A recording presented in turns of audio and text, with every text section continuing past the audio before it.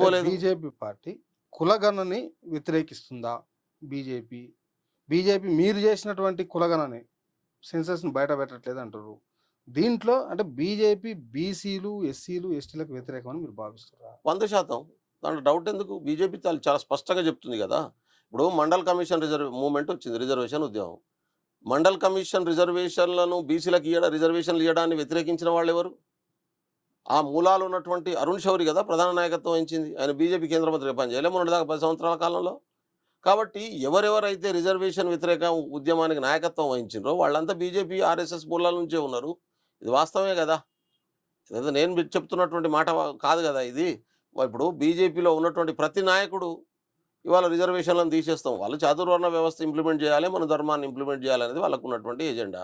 ఆ రోజు భారత రాజ్యాంగాన్ని తయారు చేస్తున్నప్పుడు కూడా వ్యతిరేకించినటువంటి వాళ్ళు, తిరంగా జెండా వద్దు కాషాయ జెండానే దేశ జెండా ఉండాలని కోరుకునేటటువంటి వాళ్ళు. కాబట్టి ఈ దేశంలో ప్రజాస్వామ్యం ఉండొద్దు, నియంతృత్వం ఉండాలని కోరుకునేటటువంటి వాళ్ళు.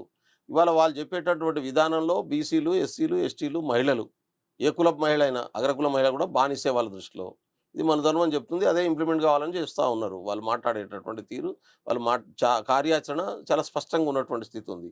అందుకనే ఈ దేశానికి 10 సంవత్సరాలు పాలించిన తర్వాత బీజేపీ చెప్పుకోదగ్గ ఒక్క పని లేక 10 సంవత్సరాల తర్వాత మూడోసారి జరుగుతున్నటువంటి ఎన్నికల్లో వాళ్ళ ప్రచారాస్త్రాలు ఏమున్నాయి?